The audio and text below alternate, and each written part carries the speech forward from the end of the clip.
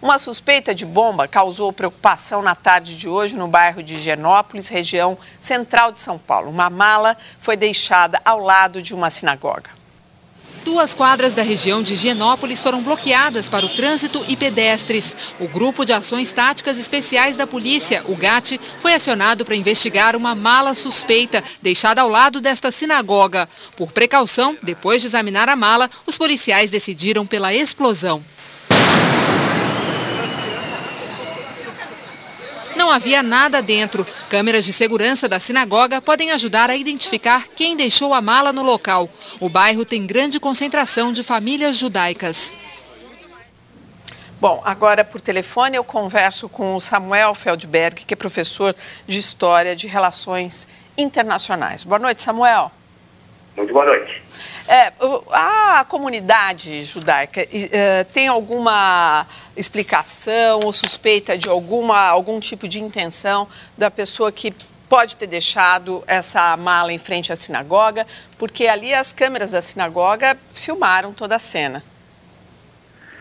Olha, existem várias possibilidades. Por um lado, pode ser um ato simplesmente de provocação, qualquer elemento que tenha se inteirado dos noticiários e da preocupação em relação a um ato como esse.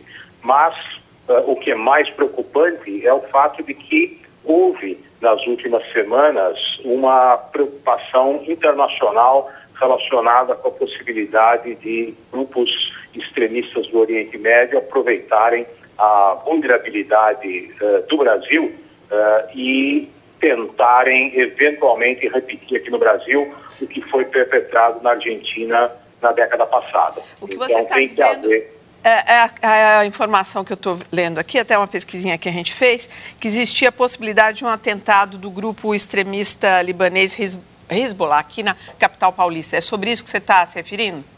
Exatamente. Os serviços de segurança estão sempre atentos e preocupados com a possibilidade de um grupo como o Hezbollah eventualmente cometer algum atentado na América Latina, que é uma região relativamente afastada do conflito e onde não imperam as medidas de segurança que estão sendo praticadas principalmente nos Estados Unidos e na Europa. Agora, então isso torna o Brasil e a América Latina como um todo uma área vulnerável a esse tipo de ação. Agora, Samuel, pode ser nada também, não é? Sem dúvida. A primeira opção que eu apresentei foi simplesmente de alguém que eventualmente tenha visto o noticiário e aproveitado a oportunidade para fazer uma pirraça. Pode, sem dúvida nenhuma, ser alguma coisa assim também. A Arline, que é professora de História Árabe, que está aqui com a gente, quer fazer algum comentário, Arline? Não, claro, seria muito difícil pensar realmente que o Hezbollah teria interesse em realizar algum tipo de atentado aqui. Inclusive, essa não é sequer a característica do Hezbollah. Inclusive, o atentado à AMIA na Argentina é muito discutido, realmente a autoria daquele atentado. Acredita-se, dentro da Argentina, muitos acreditam que aquele atentado foi obra de agentes da polícia argentina, de conflitos internos da polícia na época do Menem. Quer dizer, está muito obscuro o próprio atentado da AMIA. No Brasil, a gente não tem, por sorte, essa transferência de um conflito aqui para o Brasil. Pelo contrário, a tradição nossa é de convivência entre as comunidades. Mas qual seria a intenção de alguém que deixa uma possibilidade, né? Quem deixa uma mala, desculpa.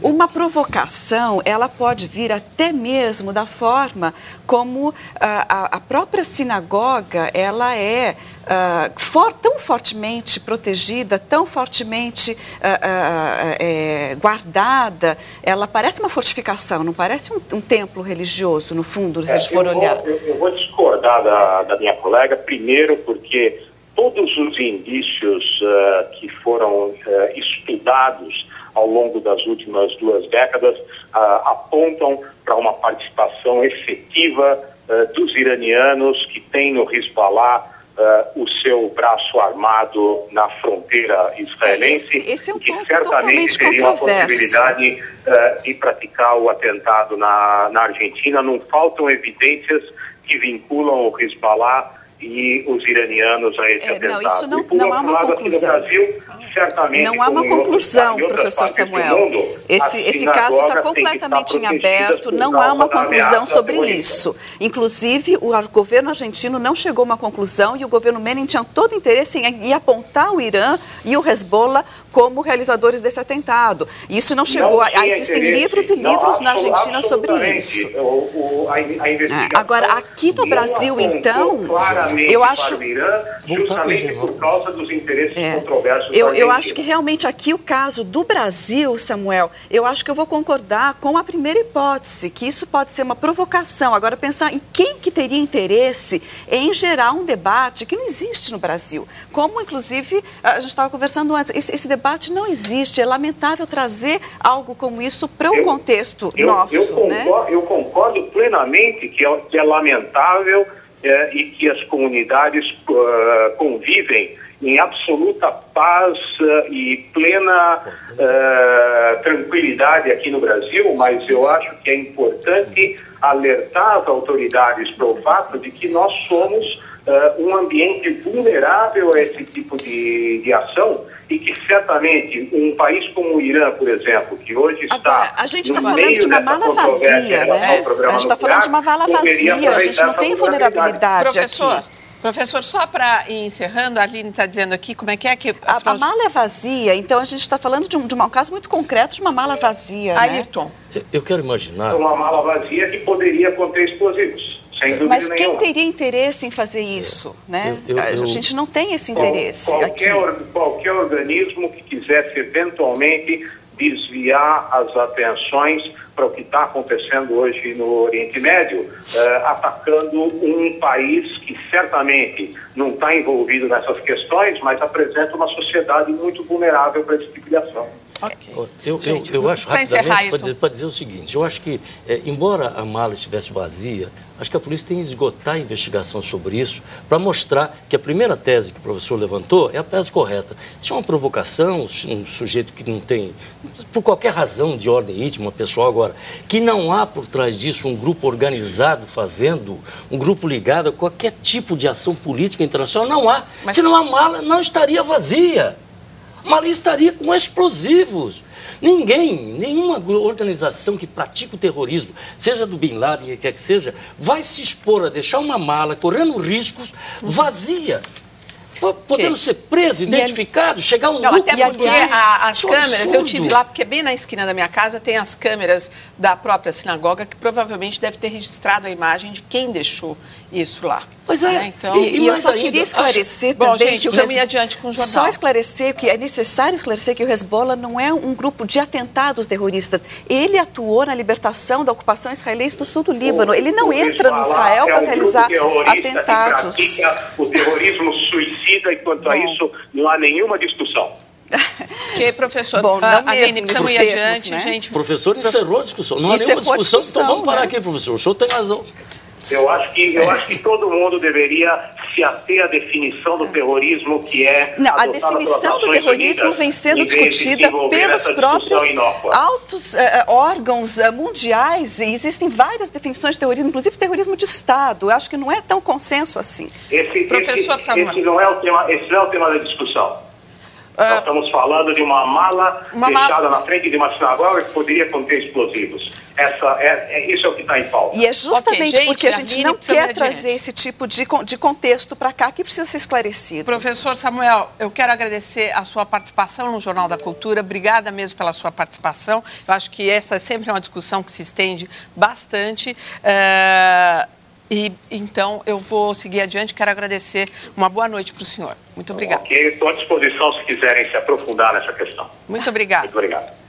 Ex-presidente do Egito, Hosni Mubarak, estaria clinicamente morto depois de sofrer um acidente vascular cerebral. A notícia coincidiu com a chamada Marcha do Milhão na capital Cairo. Uma multidão foi às ruas protestar contra a junta militar e a dissolução do parlamento, às vésperas do resultado das eleições presidenciais. Hosni Mubarak, de 84 anos, sofreu derrame na cadeia, onde cumpria prisão perpétua. Ele chegou a ser submetido a um desfibrilador cardíaco e transferido para um hospital. Ex-militar da Força Aérea, Hosni Mubarak comandou o Egito durante 30 anos. Era considerado um dos mais poderosos chefes de Estado do Oriente Médio. Assumiu o poder depois do assassinato do presidente Anwar Sadat em um atentado durante um desfile militar em outubro de 1981. Alinhou-se com os Estados Unidos e deu apoio às tropas americanas na Guerra do Golfo em 1984 contra os planos de expansão do Iraque e procurou se afastar do conflito palestino-israelense. A notícia da morte dele foi recebida com festa pelos milhares de egípcios que hoje lotaram a Praça Tahrir para protestar contra a junta militar. Os egípcios chamaram a dissolução do parlamento de golpe constitucional. O Conselho Militar está tirando poderes do futuro presidente Mohamed Morsi. Nós não aceitamos, declarou este homem. A corte egípcia, dominada por líderes pró-Mubarak, dissolveu o parlamento na semana passada, depois de considerar inconstitucional uma lei aprovada pela maioria islâmica. No domingo, os militares adotaram uma medida que restringe os poderes do futuro presidente. O controle do legislativo, o orçamento e a futura Constituição ficaram nas mãos do Exército. A Irmandade Muçulmana diz que as medidas são estratégias para favorecer o ex-premier do regime deposto, Ahmed Shafik, e para impedir um governo democrático do candidato islâmico Mohamed Morsi. Direto do Cairo, a colaboradora Márcia Camargos conta como está o clima nas ruas da capital. Ela circulou pela Praça Tahrir e viu de perto a reação dos egípcios sobre os últimos acontecimentos, incluindo a possível morte do ex-ditador Hosni Mubarak. Eu estive agora na Praça Tahrir, que está completamente lotada de manifestantes celebrando a vitória de Morsi, o candidato da Irmandade Muçulmana.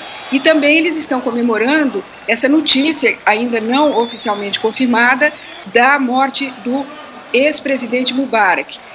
Os meus contatos aqui no Cairo, os outros jornalistas todos, têm comentado que realmente o ex-presidente morreu, embora essa notícia ainda não tenha sido absolutamente confirmada pelas fontes oficiais. Agora, é claro que a situação é muito tensa e pode mudar e explodir a qualquer instante, né? Isso não está totalmente descartado, é um risco que existe claramente, sobretudo debaixo desse calor escaldante de quase 40 graus. Os ânimos podem realmente mudar a qualquer instante. A gente sabe, conversando com a Márcia, que eles vão dormir 4, 5 horas da manhã porque não aguentam o calor. Imagina, é quente em todos os sentidos. Aline, me fala um pouco sobre essa situação do Egito. Quem está ali na praça? O que predomina? É a Irmandade Muçulmana? Não, é a Irmandade, com certeza, Poli. O que é muito, assim, de se notar dessa situação é que os militares conseguiram transformar a Irmandade Muçulmana, que não é um grupo revolucionário, né, em vanguarda dessa revolução. E é a segunda vez que estão fazendo isso. Quer dizer, fizeram isso no começo do processo revolucionário, um ano atrás, né, quando a Irmandade não foi a primeira a ir à rua, ela só foi depois que os revolucionários já estavam lá. A Irmandade entrou. Aí a Irmandade entrou com peso, porque realmente ela é muito organizada há muito tempo, é antiquíssima, desde 28 que existe. E agora, novamente... A gente pode dizer que os que não são ligados à Irmandade, os laicos, vamos dizer assim, sem religião, não estão ali na praça? Nesse momento, eles estão lamentando a situação, Poli, porque se sentem muito frustrados. Eles não queriam votar nem no Morsi e nem no Shafik. Uhum. Eles estão sentindo a sua revolução como realmente traída, usurpada nesse momento. E lembrando que esses laicos temem, sim, uma Irmandade no poder por 2 motivos. Um, que é porque a Irmandade, ao longo desses anos, adquiriu uma prática bastante autoritária, né? Conservadora, e também porque aos poucos, de pouquinho em pouquinho, a Irmandade vai provavelmente colocar um maior peso de restrições de caráter pseudo-religioso dentro do país, coisa que a maior parte da população não está nem muito interessado em ver, não. Agora, só queria, Poli, fazer uma observação, né, que eu acho que é obrigação minha na qualidade de diretora do Centro de Estudos Árabes da USP, né? Em nenhum momento, quer dizer, o Centro de Estudos Árabes tem uma posição muito clara a favor do direito de existência do Estado de Israel. né? Grupos que são qualificados como extremistas, terroristas e assim por diante, e se envolvem em toda uma discussão da caracterização disso, do que é o grupo terrorista e tudo mais. Agora, a nossa postura, a nossa posição, e que é a postura de todos os países árabes, é pela plena convivência, né? E pelo pleno direito à existência. Agora, Aline, uma pergunta. Outro dia até foi comentário isso de uma pessoa que falou assim, olha, no dia que você tiver a oportunidade, pergunta se Israel resolvesse sair daquela região. A paz voltaria, quer dizer, se instalaria ali sem Israel, entre os povos árabes? Israel não precisa sair da região. Não, estamos falando assim numa situação que parece que Israel está no centro de tudo. Israel só tem que respeitar a resolução da ONU. Ah, mas tudo bem, eu só estou fazendo outra pergunta. Fronteiras, mas espera, ele não precisa deixar de existir. Ele precisa respeitar a resolução da ONU que diz, olha, o Estado palestino tem esse contorno aqui, olha. Que é o contorno de 67, que é a Cisjordânia. Mas não acabaria o conflito. Não acabaria o conflito. Não acabaria. Deixa ela responder aí, seria diferente. Não acabaria o conflito porque a gente tem a ocupação americana do Iraque. Tudo bem, saíram, deixaram... Mas a ocupação ainda do Afeganistão. A gente tem uma inserção dos Estados Unidos com apoio à Arábia Saudita contra o Irã. Então, a gente tem, primeiro, 3 potências disputando regionalmente, Arábia Saudita, Irã e Turquia. Os Estados Unidos apoiando a Arábia Saudita contra o Irã e a Turquia servindo agora de modelo para vários países árabes que vão começar a surgir aí numa tentativa de conciliação de modelo pseudo-religioso nacional, né? Então, a gente tem vários grupos de interesse competindo e com uma forte presença dos Estados Unidos devido ao interesse de extrair petróleo a um custo baixo. Tem outras questões fora Tem outras questões. Mas Israel serviu sempre como uma maneira de intermediar e manejar esses interesses. Você tira do discurso dos radicais árabes a questão palestina, eles ficam com um discurso muito castrado. Com certeza. Por quê? Porque é este o fator que os une. Quer dizer, é uma ocupação militar que os israelenses detêm sobre uma parte do povo árabe. Não, eu sempre eu não gostaria de prolongar essa discussão sem ter aqui um contraponto. Não, mas aqui estamos fazendo contraponto. Não está nada, vai. Bom. A seguir, petistas do escândalo dos aloprados no Banco dos Réus. E mais, protesto no Rio de Janeiro na porta da casa de militar acusado de tortura.